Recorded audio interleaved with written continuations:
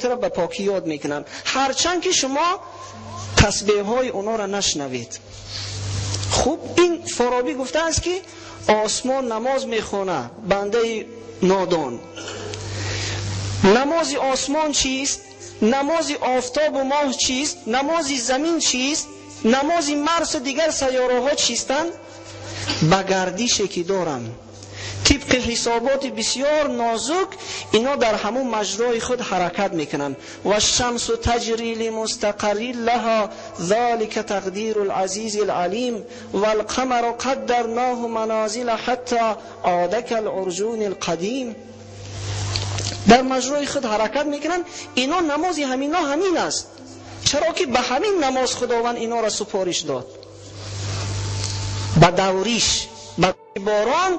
این همش تسبیح پروردگار عالم هستند. خدای خود را به پاکی یاد میکنن که خدای نازنین نبی که از چندین هزار کیلومتر ما را آورده و زمینی که احتیاج به آب داشت در اینجا ما را ریزانید. آب نماز میخواند به جریانش، در هر جایی که پستی باشد به همونجا میرود. این نماز آب است.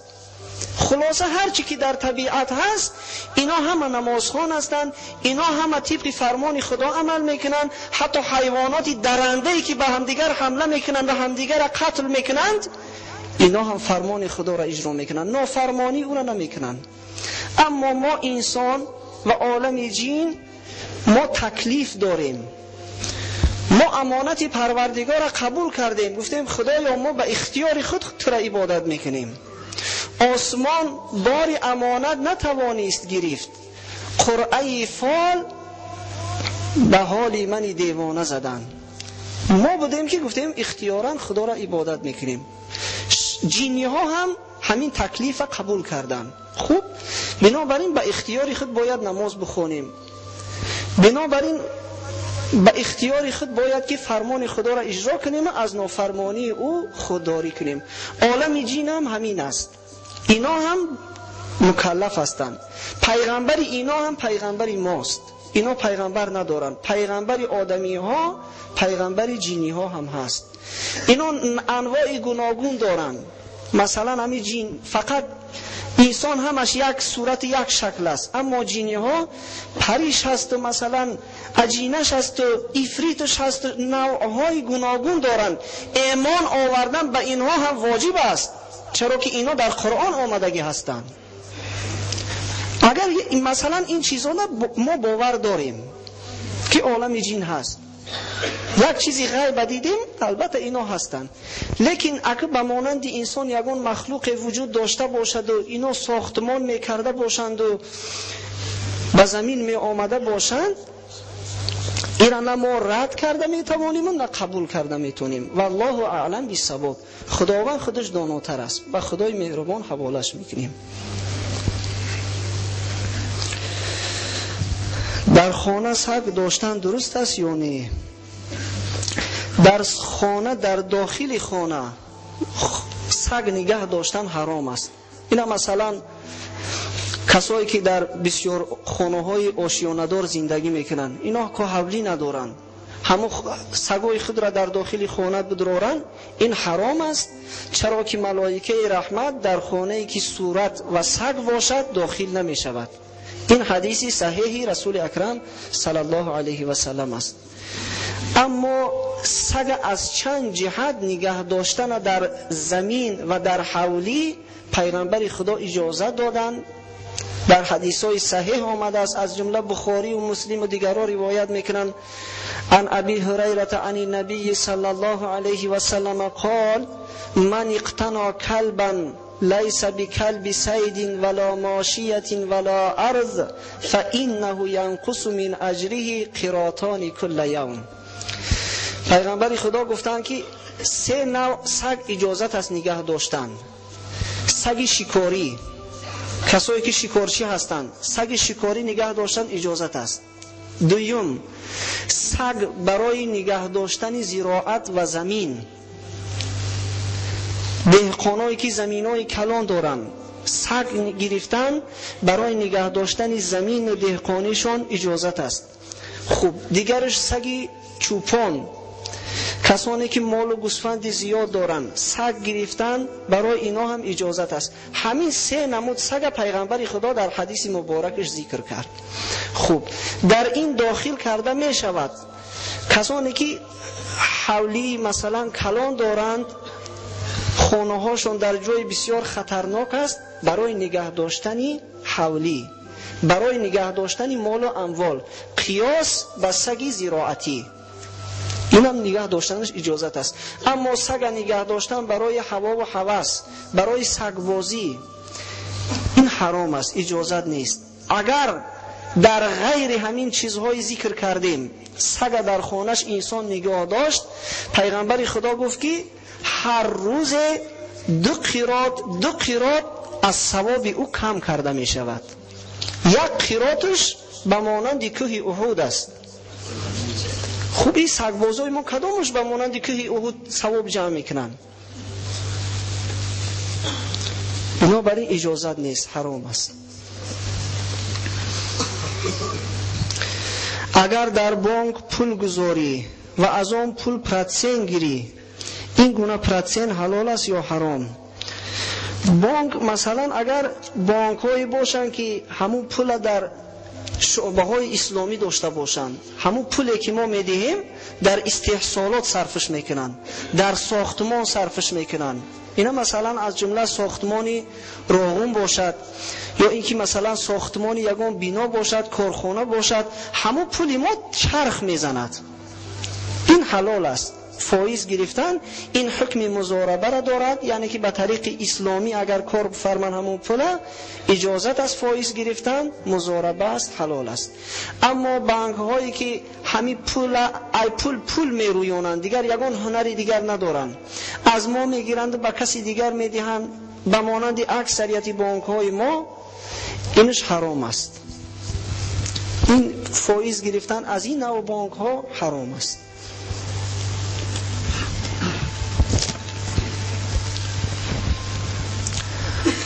السلام علیکم دام الله عبدالرحیم.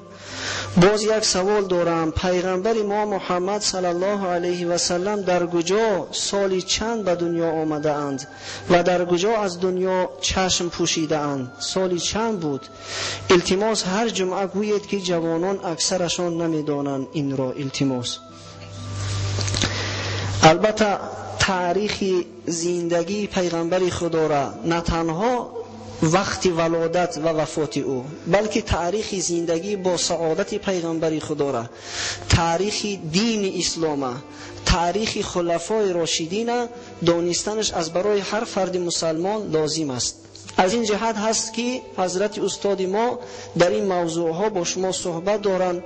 تاریخ حضرت ابوبکر صدیق، عمر فاروق، عثمان ذوالنورین برای شما نقل کردن، تا اینکه ما یک معلومات از تاریخ دین خود داشته باشیم، تا اینکه یگان مثلا فاسق و فاجر و مغریض نسبت پیغمبر ما یگان قصه های بافته گوید، یگان سخنی بی اساس گوید، ما همون قدر سواد داشته باشیم که بگیم که تو نامعقول کردی.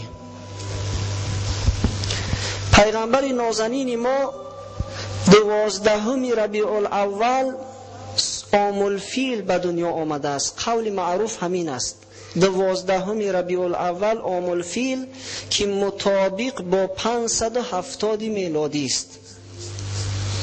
اما محمود پاشا یکی از محققین این دیگر نوع حساب کرده است که پیغمبر خدا نه 12 ربیع الاول بلکه 9 ربیع الاول سالی پس از عام الفیل تولد شده است که این به سال 571 میلادی راست می آید. روزی دوشنبه، صبحی روزی دوشنبه به دنیا آمدن. اما وفات پیغمبر خدا سال 11 هجری این هم 12 ربیع الاول بود. 12 ربیع الاول پیغمبر خدا از دنیا گذشتند. روزی دوشنبه وقتی گرمی آفتاب نصف روزی بود که پیغمبر خدا به رفیق اعلای خود رسیدند. یعنی هم در ماه ربیع الاول به دنیا آمدن، هم در ماه ربیع الاول از دنیا گذشتن. ربیع الاول اگر به حساب آفتابی گذرانیم، این ماهای مسلمانی ربیع الاول و ربیع الاخر اینا ماهی هستند، به ماه حساب کردگی هستند. بنابراین از سال شماری شمسی آفتابی 10 روز 11 روز فرق میکنن، 10 روز و 12 ساعت و چند ثانیه فرق میکنن. خب اینا محمود پاشا گفتن که 20 و یا 22 اپریل ده 571 میلادی ده توری میگیرد. خب در بعضی از کتابا 20 اوگوست ذکر کردگی هستند. به هر صورتی که باشد عادتا ما مسلمانا جشنهای خود، احکام دینی خود را به حسابات ماهی حساب و کتاب میکنیم. مثلا از جمله روزه ماه شریف رمضان هر روز هر سال 10 روز دور میزند. از این جمله روزی ولادت پیغمبر ما هم در همین سال دور میزند. خدا خواهد 25 همین ماه روزی ولادت رسول اکرم صلی الله علیه و سلم است. 25 همین ماه 571 یعنی که تولد شدن، 632 میلادی از دنیا گذشتن.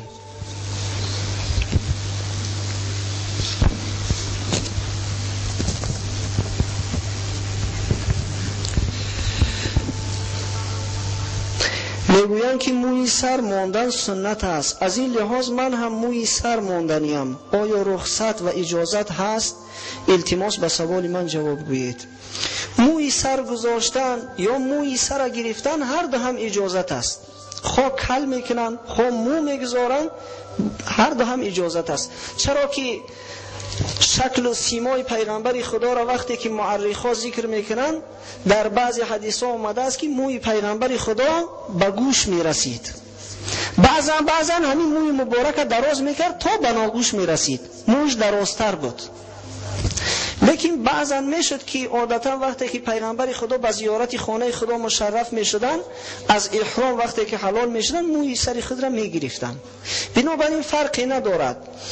طلبات شریعت همین است که هر کس که مو میگذارد تا به کتف نگذارد، چرا که خودش شبیهی به زنها نکند، موی خودش کاکل نبافه، خودش شبیهی به گلوبایا نکنه، خواستیک نکنه، این کارای نامعقول نکنه.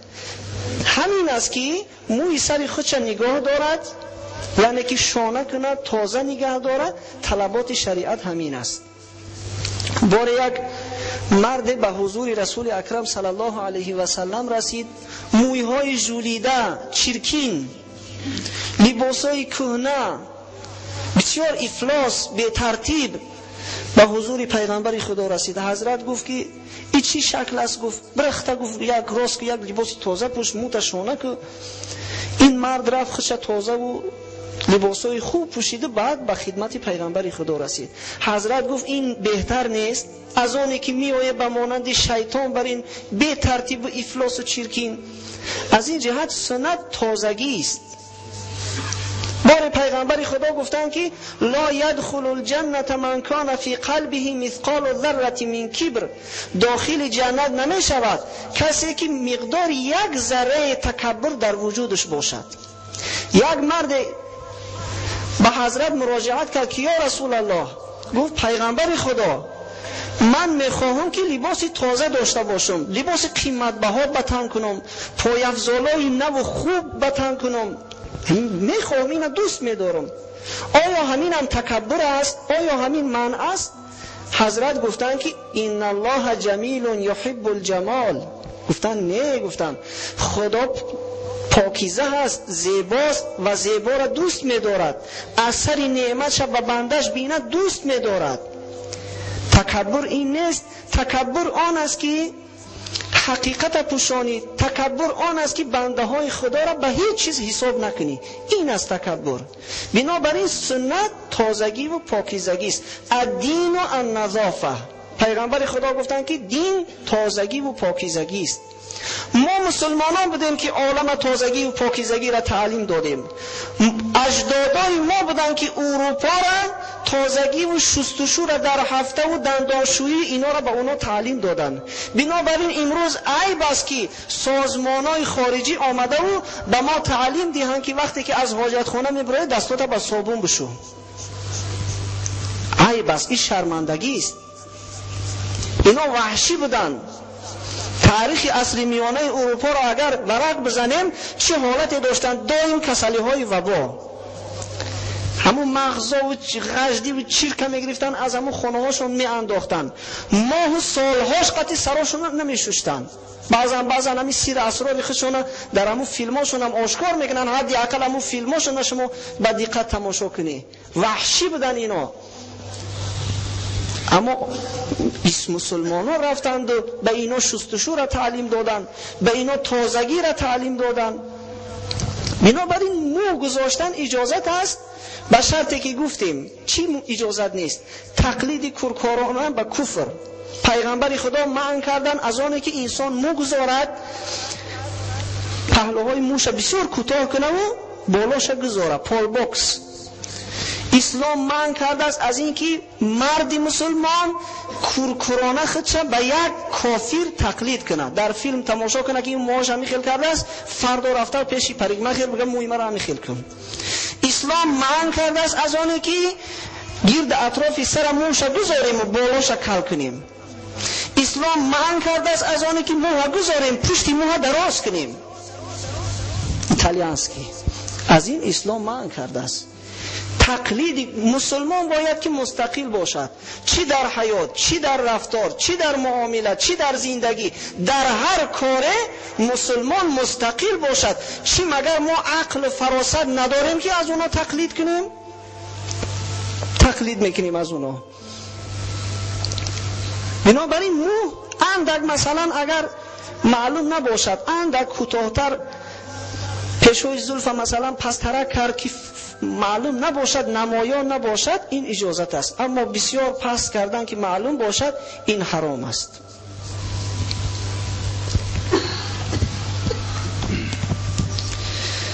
من صاحب 2 فرزند شدم الحمدلله.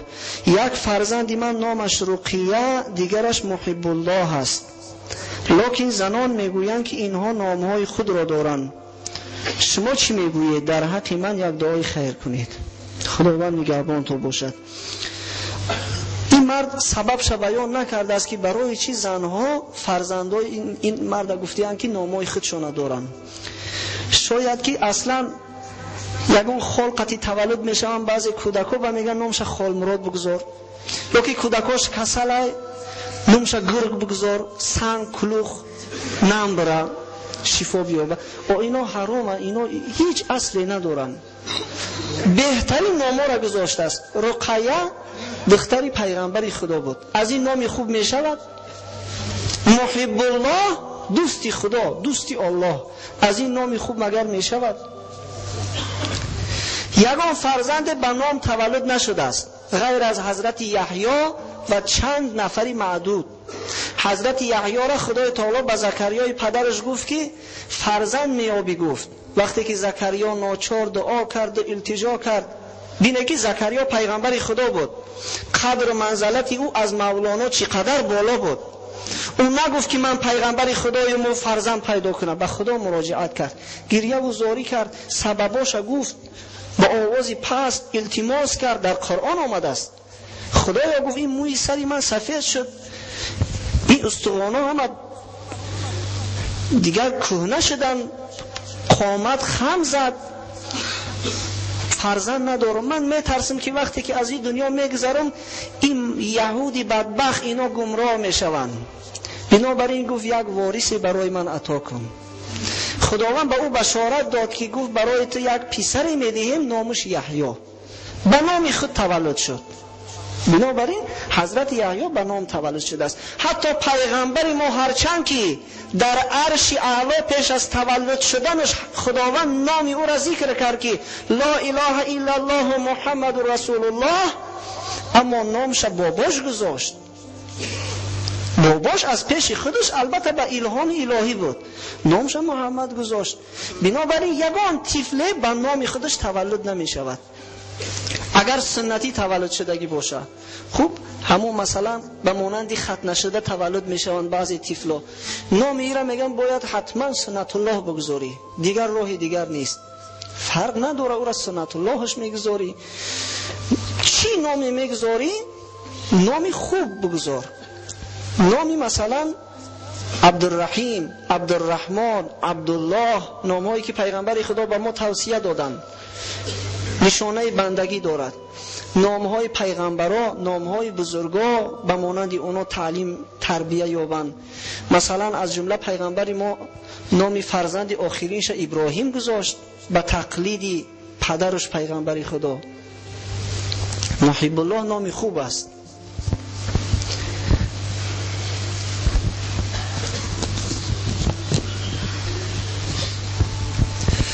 موی تگ کتف را تراشیدن یگان کراهیت دارد. موی تگ کتف، مردم ما یک سخن دارن که همون موی زیری کتف حتما چیدن در کار، تراشیدنش حرام است. مسافیدا همین خیلی عقیده دارن. با که ندارد. اسلام فقط تازگی را از ما طلب دارد. به هر چی که تازه می شود اجازت است. سنت های فطری که پیغمبر خدا ما را تعلیم دادن 5 خمس من الفطره: الاستحداد و الختان و تقلیم الاظفار و حلق العانه و نتف الابط. 5 چیز پیغمبر خدا ذکر کردن. موی زیر نافه گرفتن، ختنه کردن پسرها را، سنت برای پسرهاست. خوب برای جنس ماده این مستحب است، اختیاری است. خوب موی زیر کش چیدن، هرچند که مثلا در حدیث پیغمبر خدا چیدن آمده است به لفظ نتف، اما فرقی ندارد. این خامه چینش، خامه تراشش، خواه به یگان چیز دیگر تازهش میکند، اجازت است. پس چرا که خودی پیغمبر خدا در بعض حدیث ها آمده است که به نوری تازه میکردن. نوری یک مواد هست، اینا به مانند یک موادی که الحال در بازارها هست، پشم تازه میکنه و میریزونه. از همین پیغمبر خدا استفاده بردن، تمام پشمهای زیادتی را از همون نوری قطعی تازه میکردن. بنابراین فرقی ندارد. موی زیر ناف، موی زیر کش، موی لب کوتاه کردن، این سنت های پیغمبر خدا است. ناخن ها را گرفتن، ناخن های دست و پا ختنه کردن، اینا سنت های پیغمبر خدا هستند. مسلمان باید که اینا را حتما که اجرا کند. مسلمان از همین شناخته می شود. موی لبش باید کوتاه باشد. بعضی ها موی لبا را به مانندی همون کافرا ولی همون خدراز میمونند که دهنش دیگر معلوم نیست، همون سگای عروسی که پشمی بلند دارند. این به حد چیزی مکروه است، چیزی فظیع است. این صورتی کافر است. کسی که همین موی لباش به حد دراز میکنه که دیگه دهنش معلوم نیست، میخوردگیش البته در اون موی لباش رسیده و بعد خارج میشوه، این مرد گواهی میده که من از اسلام بوی بردگی نیستم، شاید که کافرم باشد. حضرت این چیز در انسانای غیر دین نمیپسندیدن، چی رسد برای مسلمان؟ 2 مردی که از جانب شاه ایران به نزد پیغمبر خدا رفتند،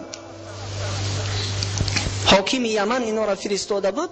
حضرت شکل صورتشون دید، ریشا تراشیدگی، قاق تراشیدگی، موی لبا دراز. حضرت گفت که این چیز شما بسیار نامعقول، شکل صورت شما بسیار نامعقول. گفت برای کافر این چیز نپسندید. بنابراین موی لب کوتاه کردن این سنت های فطری هستند. سنت فطری یعنی چی؟ این ریشه فطری یعنی که از همون زمانی پیش اینا سنت بودن. علامه بیضاوی گفته است که سنت فطری از او جهت گفته می شود که پیغمبرای پیشین همین کار می کردن، از زمان کهنه آمده تا به زمان ما رسید. موی لبم کوتاه کردن این سنت است. ناخن‌های دست و پا را گرفتن این هم سنت است. در روایتی که بی عایشه مادرمان از حضرت نقل میکنن، همین 10 ذکر کردگی هستند. 10 چیز میگه سنت فطری است. غیر از همین 5 که ذکر کردیم، موی زیر ناف، موی زیر کش، موی لب کوتاه کردن، ناخن‌ها را گرفتن، ختنه کردن، مسواک کردن، دندان‌ها را شستشو کردن و تازه کردن. یعنی که وقتی که عالم اروپا این چیز بامبه میفهمیدن، مسلمان‌ها دنداناش نمیشستن. مسواک کردن، مزمزه کردن، یعنی که دهن آبگردان کردن و تازه کردن تا اینکه هر چی که در میان دندان هاست خارج شود. استنشاق، بینی را تازه کردن، آب گرفتن و تکیدن که به خوبی تازه شود. استنجا، پس از قضای حاجت شستشو و تازه و پاکیزه کردن مقعد خود را. نه تشیده؟ خوب. دهمش ریش گذاشتن. ریش گذاشتن هم این سنت پیغمبر خدا هست. البته کسایی که مثلا در کارهای دولتی هستند اینا را منع میکنن از گذاشتن ریش، این چیزی معلوم است. کسانی که در مکتب‌های عالی تحصیل میکنن اینا را نمیگذارن ریش گذاشتن، بگذار که کوتاه کنن ریشاشون اگر بتونن، اگر مجبور شدن کردن تراشیدن اجازت است. از خدا امید داریم که میبخشد، اما در صورتی که ضرورت نباشد البته که شخص مسلمان باید که ریش گذارد. ریش گذاشتن این سنت پیغمبر خداست. هر قدر که میتونه گذاری، کوتاه میگذاری، دراز میگذاری، خوب اگر به همین درازتر کردی باز خوب میشود. اسلام مثلا زینه به زینه آمده است، زینه به زینه. او بعضی از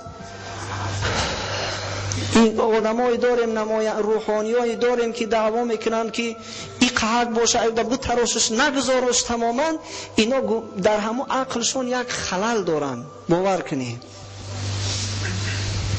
میگن که بو سنت نیست، سنتش همون یک قبضه است، یک قبضه نباشه چی تراشیدگی باشه و چی ناتراشیده، این نامعقول کردگی، اینا 100 بار نامعقول کردیان. بله سنت یک قبضه است، اما از حرامی همون بگذار که برارن همین جامعه ما را بگذار که به بلاغت برسه. اسلام در دلشون یک نور بگیره و بعد به این چیز تو دعوتش کن. پیغمبر خدا یک صحابیش معاذ جبل یمن فرستاد. گفت چیکار میکنی معاذ؟ گفت که یا رسول الله فرمانهای شما را میرسونیم. گفت که دعوت به سوی کلمه شهادت شون کن، لا اله الا الله. قبول کردن. اینا گفت مردمی مسیحی هستند. این مسیحی های همه دینی به عقل ترین دینی مسیحی است. علامه زکریای رازی گفته است اینا را هم خیلی احمق کردن که یک از سه میفهمن، سه را یک. بنابراین بگو سه نه، یک خدا هست.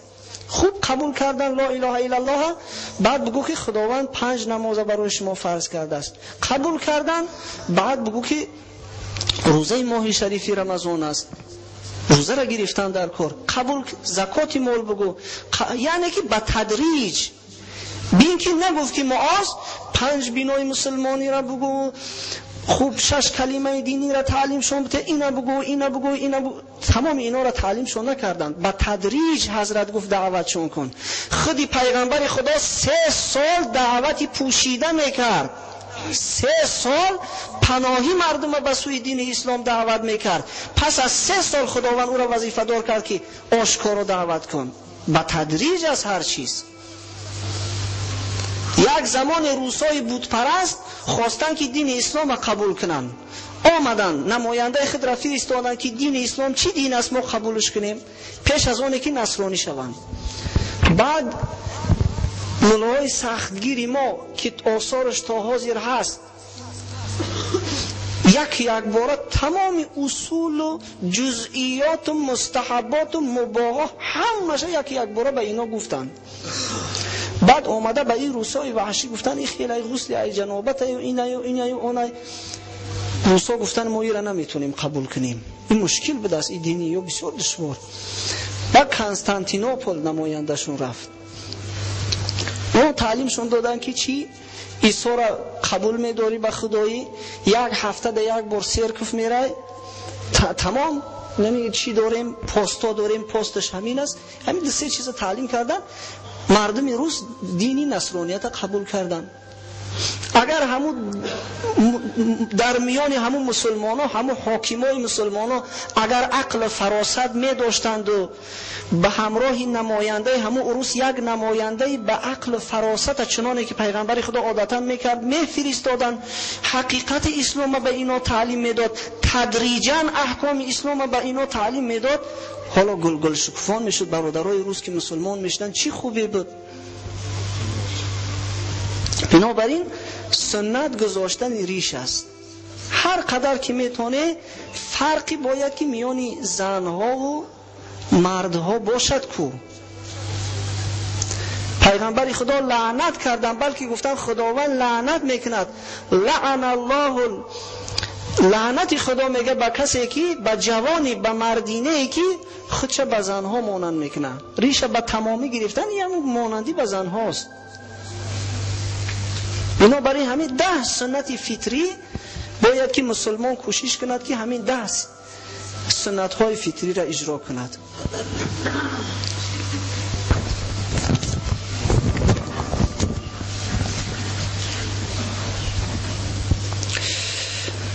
بعض آدمان در وقت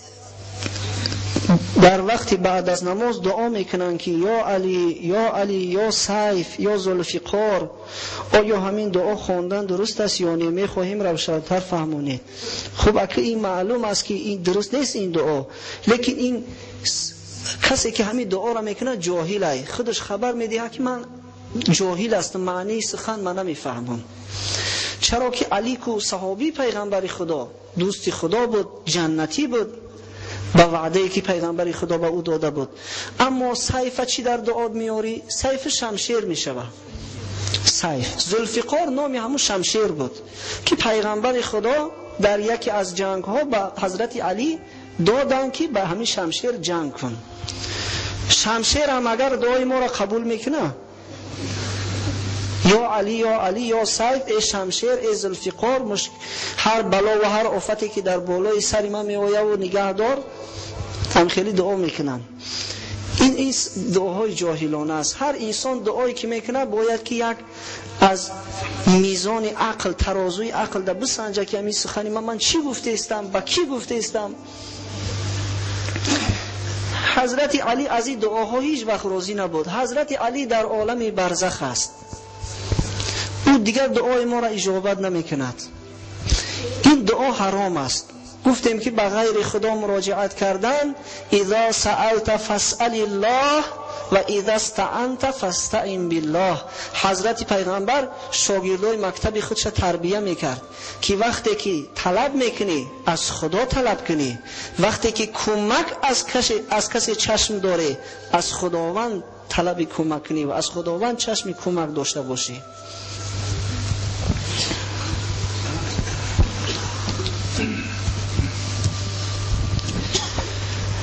من با یک مسیحی صحبت کردم، وی میگوید در قرآن آیت است که میگوید عیسی مرده است، زنده نیست.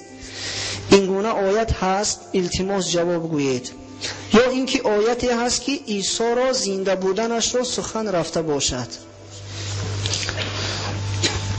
در یگان جای قرآن خداوند متعال نگفته است که حضرت عیسی زنده است، بلکه برعکس مرده است، بلکه برعکس حق تعالی میگه زنده است عیسی. مثلا در یکی از نوارها تماشا کرده بودیم چندین سال پیش که یکی از مرحوم احمد دیداد با یکی از نماینده های مسیحی ها بحث میکرد در اطراف این که آیا عیسی خدا هست یا خدا نیست. اون مسیحی میگفت خدا هست. مسیحی عرب که در فلسطین به دنیا آمدگی بوده است. همین انسان، همین آیه قرآنی که در سوره مریم آمده است که سلام علی یوم ولدت و یوم اموت و یوم ابعث حیا. حضرت عیسی گفتن که درود بر من روزی که تولد شدم به زمانی گذشته و روزی که میمیرم، اموتو میمیرم زمانی آینده و روزی که برانگیخته میشوم اینشم به زمانی آینده.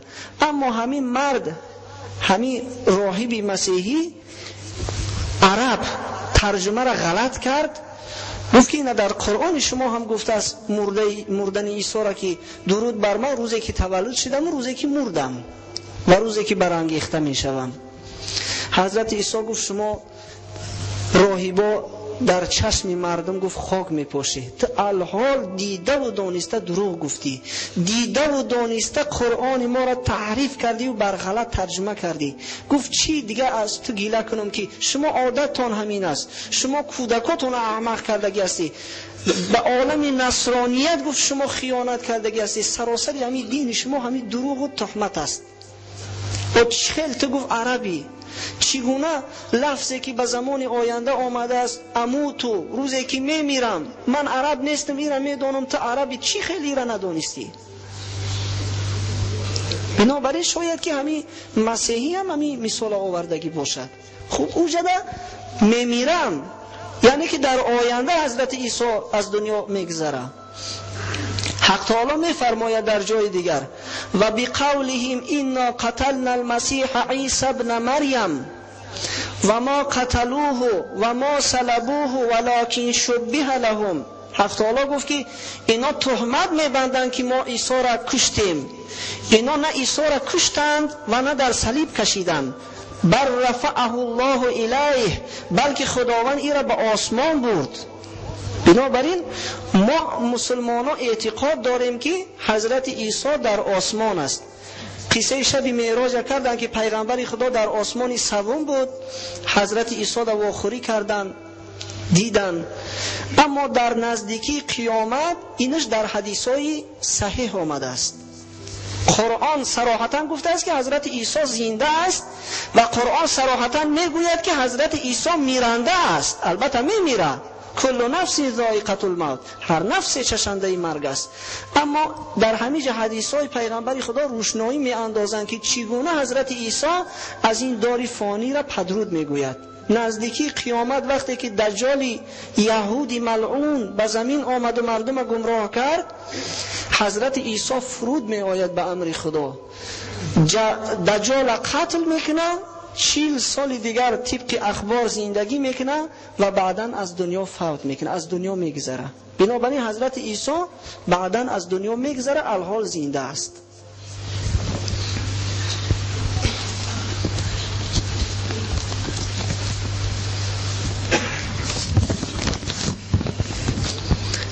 در وقت شنیدن نام پیغمبرمان صلی الله علیه و سلم بعضی شخصان میانهای خود را خم میکنند. آیا این جایز است؟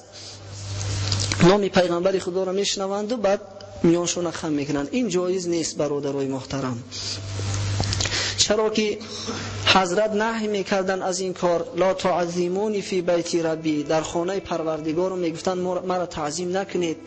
صحابه های پیغمبر خدا این کار نکردن، تابعین این کار نکردن، متأخرین این کار نکردن. بنابراین این یگان اصلی ندارد، یک بدعت است و بدعت حسنه هم نیست، چرا که از این خم شدن یگان فایده هم نیست و یگان اظهار حرمت هم در این نمیبینیم. با شنیدن نام پیغمبر خدا صلوات گفتن در کار، این در آیه های قرآنی است. صلوات گفتن در کار. خوب، در وقت بویدن بوی خوش صلوات گفتن در کار.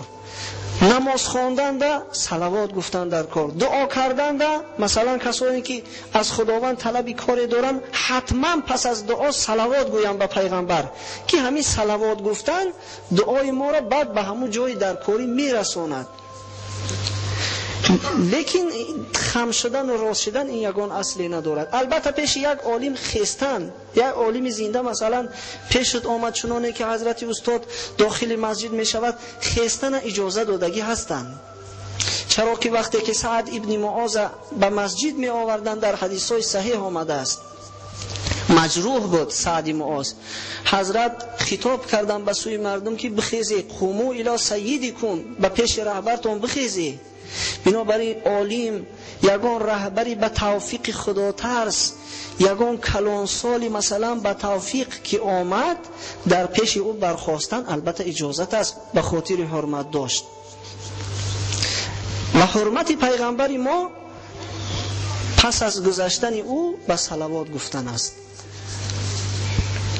خوب در اینجا یک دو سوال دیگر هم هست، لیکن از بس که استاد گفتن که بلنگوکه به ایشان حواله کنیم، در آخر دعا میکنیم که پروردگار مهربان همه ما و شما را هدایت کند و جهانبینی اسلامی ما وسیع باشد و تمام فرق اسلامی در زیر پرچم لا اله الا الله محمد رسول الله متحد شوند. آمین یا رب العالمین.